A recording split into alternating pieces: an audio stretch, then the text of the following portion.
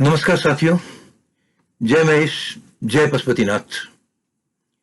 माहेश्वरी विचार मंच समूह के चेंज विद द चेंज कार्यक्रम में आप सभी का हार्दिक स्वागत है।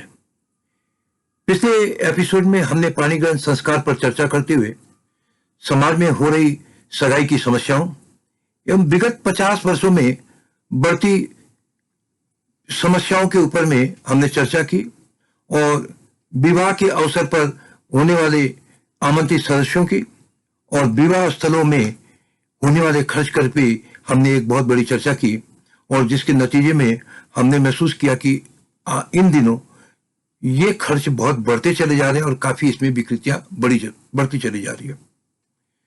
शादी विवाह में दिखावा इतना बढ़ चुका है जिसका सीधा असर हमारे वैवाहिक जीवन पे असर कर रहा है।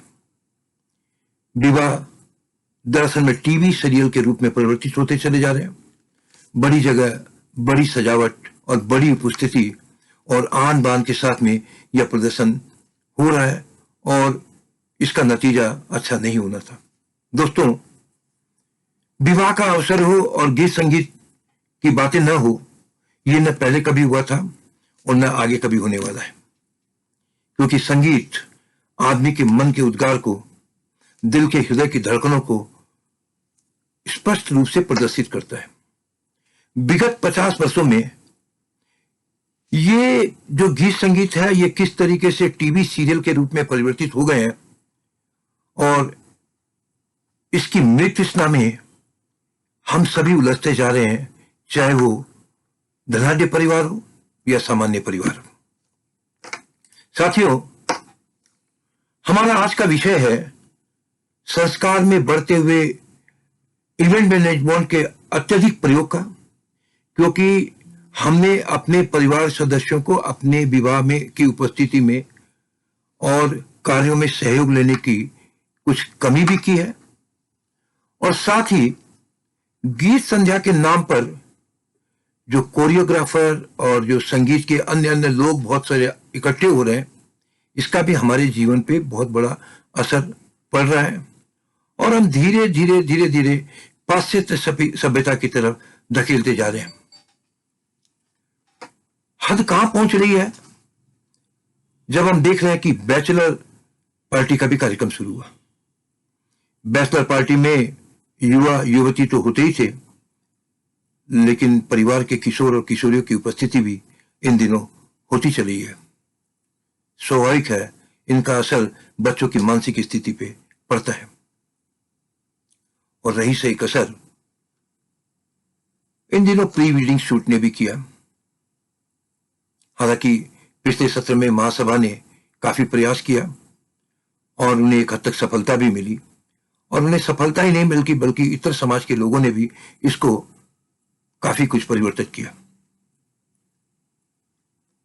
दोस्तों, हमें याद आते हैं विगत के 50 वर्षों में गीत संगीत में बदलते हुए स्वरूप का। नई तकनीक का समावेश हुआ, एक अच्छी बात है, क्योंकि गीत और संगीत में नई तकनीक का आना तो एक इसको हम अच्छा ही सिम्टम कहेंगे। लेकिन विवाह के अंदर में ये जो कार्यक्रम हमारे बढ़े हैं गीत संगीत के, उसमें इवेंट मैनेजमेंट का जो कार्यक्रम है, जो सारा विवाह इवेंट मैनेजमेंट ने अपने जिम्मे ले लिया है, बल्कि यूं कहें कि हम लोग अपने कार्यक्रमों को इवेंट मैनेजमेंट के जिम्मे में छोड़ देते हैं, तो स्वाभाविक बात है कि गीत संध्या का कार्यक्रम की उसी के अंतर्गत में आ जाता है। इससे काफी विसंगतियां पैदा हुई है। दोस्तों, मैं आपको 50 वर्ष पूर्व की स्थिति में लेके जाना चाहता हूं। हमारे घरों में शादियां होती थी और हर अवसर पे गीत और संगीत के कार्यक्रम होते थे।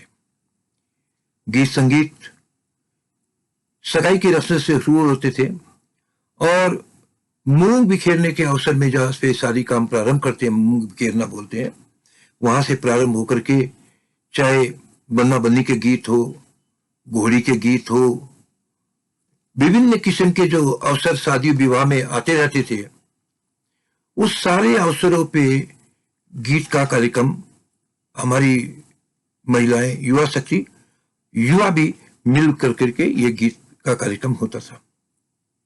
गीतपान का कार्यक्रम हो रहा है, वहां पर भी गीत हो रहे थे। विवाह के समय में जब बारात आती थी उस वक्त में मुझे याद है हर आयो के नाम से एक बहुत ही सुंदर मतलब जो संगीत हमने सुनते हुए देखा है। विवाह के संपन्न होने के पश्चात में केसरियो लाडो का एक गीत भी हमने आज भी वो चलता रहता है और आज भी बहुत सुना जाता है। विवाह के पश्चात जब बच्ची विदा होती है तो उस वक्त भी जो हमारी महिलाएं जो गीत गाती थी वो हमारे भीतर के अंतर मन को छू लेती थी।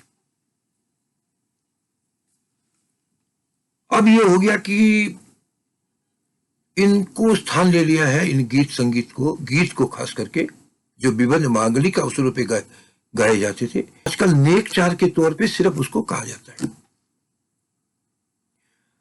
और नई जमाने के हिसाब से गीत संध्या का कार्यक्रम प्रारंभ हुआ। साथियों, गीत संध्या से हमारा कोई विरोध नहीं है। मुझे याद है 20 वर्ष पूर्व जब हमने अपने लड़के की शादी की उस वक्त भी हमने देखा कि गीत संध्या का कार्यक्रम प्रारंभ हो चुका था।